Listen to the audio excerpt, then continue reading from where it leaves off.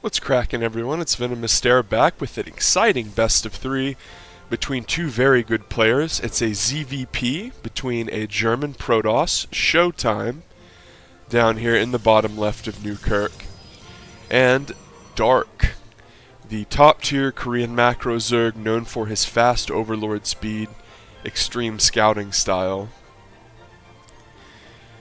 And the map is Newkirk, and this is a map that I really do not like to play as Protoss. Not to say that it's that bad, but I really dislike this ramp, and I think that, well, it's kind of annoying to have to wall this ramp off as Protoss and Terran. And the Archon drop isn't really good on this map because of all the space. Now usually you would think like space, it's good for dropping.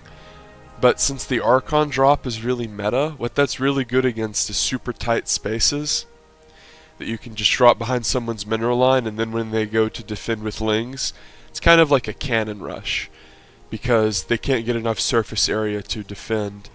And if you think about an Archon, it's probably about the same size as a cannon. So whenever you do Archon drop harass from a warp prism, a lot of times that's where you want to drop the two Archons. It's like behind the mineral line. Let's see, like on this map all the mineral lines are pretty big, like maybe on this one here and then here.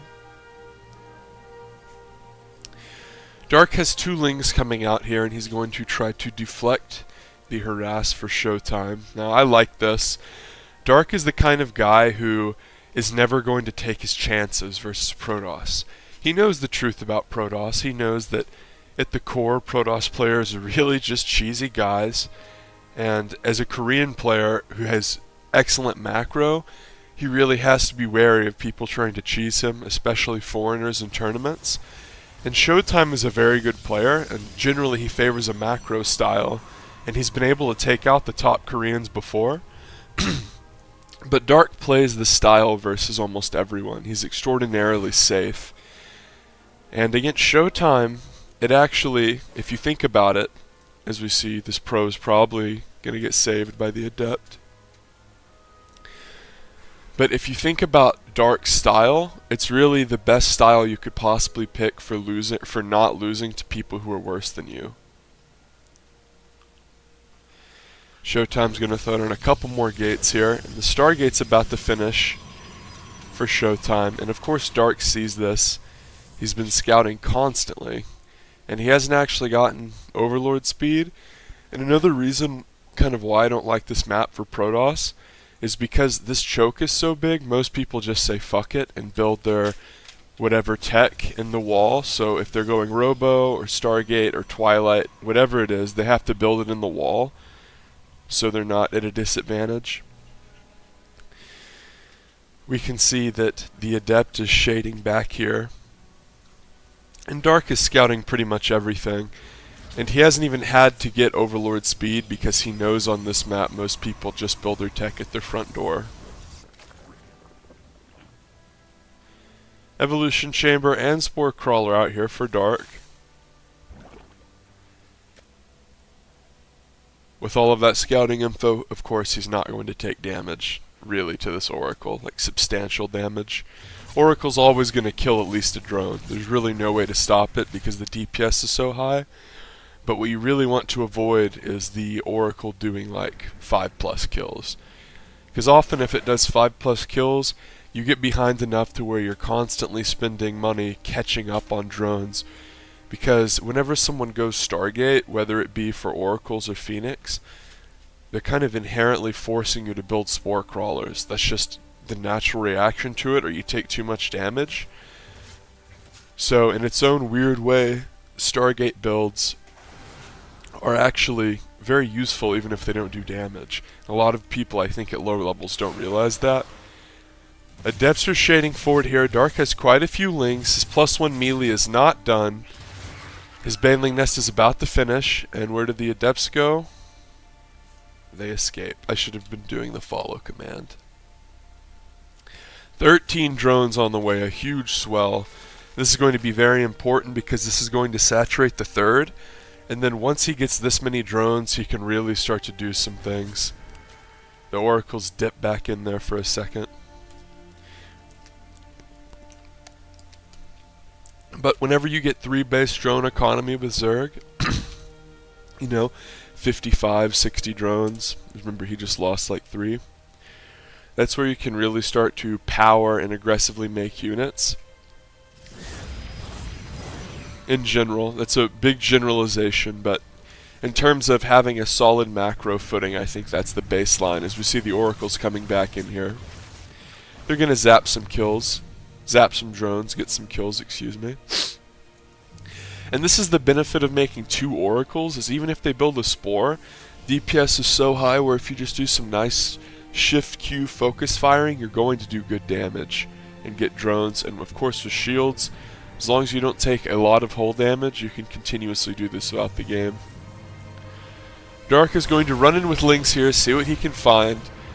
But beautiful positioning here for ShoWTimE. Adepts and sentries with a nice little cannon. And Protoss players, you should be aiming to copy something like this, where you have the 2 pylons next to the Nexus for the overcharge capability. Then he has the cannon too, which is nice. And the positioning, notice that the Zerglings will only be able to attack like this. So that's very important, because whenever that happens, they are unable to DPS the cannon down. He's getting a warp prism right now, continuing to warp in units as ShoWTimE. And he's getting another robo. He's also teching into Storm, Speed Zealots, and +1. A couple more gates on the way as he wants to keep his money down. Good creep spread here from Dark. Notice that he's even spreading it up top as well.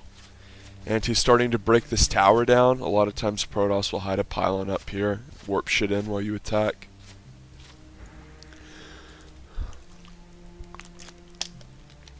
Charge just finishes for the Protoss, +2 starts.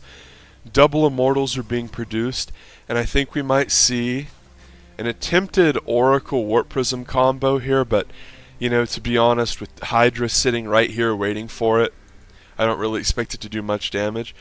This is extraordinarily common on this map, Newkirk, to try to harass this part of the map, because as we see the Oracle come in here, it might die. Ooh, he stopped to do a revelation. If he would have just run away, he would have made it.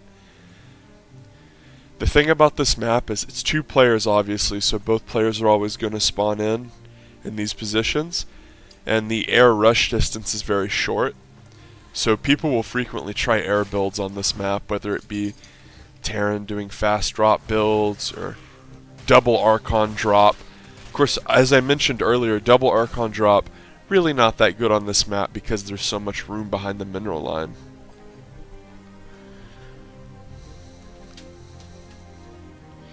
Warp Prism's still over here. That's very important. If you're a Protoss player and you're playing against Zerg, you always want to have a Warp Prism option for when they do an attack. But Dark is ramping up here with the huge Hydra Bane mid-game timing. This is really hard to beat without Colossus, but we do have Storm here, and Storm shits on this if you can get enough of them down. But Hydra Bane, it just rolls in, a couple force fields go down. There's no Ravagers here to break the fields, but there are Archons, and they do a little self-harm there, like a bitchy preteen, and here we go, as the engagement might come down, as a lot of the Banelings are low now, and there they go, they're going to roll forward. More force fields coming down, and Immortals, because of the damage limiter shield that they have, what is it called, Plasma Shield or something? Kalaris would know. But they're very hard to kill with Banelings, because Banelings are very good at like rolling in all at once and devastating your opponent, and that's kind of the point of this build, is you just overwhelm them. It's a truly Zergy type build. But with the Mortals, because they have that invulnerability for that brief moment, doing a bunch of burst damage into a shield is really bad. It would be akin to like using an ultimate on someone when they go into Zhonya's Hourglass in League of Legends. The well-positioned cannon will get its money's worth, and see, that's what I'm talking about, guys. That's why you put that cannon right there. 10 kills, the cannon lives, what a wonderful sight, and the pylon is also going to get 10 kills, so great positioning in SimCity there by ShoWTimE to defend his base. And if he had just sloppy Joe kind of had a pylon up here and one over here, they would have gotten destroyed. But here we go, another Ling attack, And if we go to upgrades, they do have +2, so that is very difficult to deal with. These lings rip through things. And adept harassment is going to occur. This is why another reason why we see drop play is there's so much room on the left side. Even if you build static defense, you can still get run over by drops. But the Protoss didn't elect to warp anything in because he was warping it at home and defending. He just dropped it to adept, so Zerg was fine. Nice creep spread once again here. He's continuing to spread it even when he's doing all this harassment. These Korean Zergs, man, they're a pleasure to watch. This fourth base is still alive and kicking. Immortal Zealot Archon poking out here for ShoWTimE. He is at a supply lead, and he does have a very strong army. Now remember, a lot of the supply for Dark is banelings, so if he does a fight, his supply will plummet. And not a lot of Zealots and some Immortal Archon in the mix here for ShoWTimE. Notice he's keeping his Speed Zealots at the back, and a lot of Dark's army takes some damage. ShoWTimE's continuing to aggress, but it's hard to push into someone with Storm because high temps are so slow. Storm is way better at defense. So we see it a lot versus Terran because Terran bio loves to stim and run at you. ShoWTimE is continuing to try to make stuff on the front line. Another Storm goes down, and the Banes, a lot of them go down as both players are around 140 supply. More Banelings coming down. Storm flying everywhere as it melts the Hydras. That's a Jack Black tier face melter solo from ShoWTimE, and he's ahead in supply now. His +3 is about to finish. Remember the upgrades. Only one Carapace, excuse me, for Dark. And that really does matter when you're fighting Protoss because, especially once they get +3, man, it's just so inefficient. More Hydra Bane coming for our player Dark here, but ShoWTimE is making double Immortals still.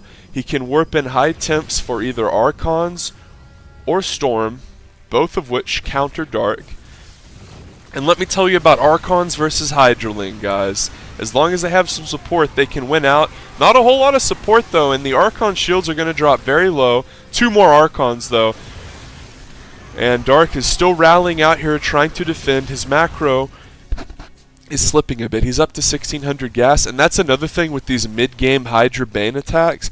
You really do have to build up and have a lot of larvae, and then if you don't have appropriate macro hatches, your money can balloon. And another problem is it's not that Dark's macro is bad, but he didn't have a lurker den, so what was he going to do? Like, spend all of his gas on Banelings and crash them into Immortal Archon? Nice play there by ShoWTimE to secure Game 1 of the best of 3.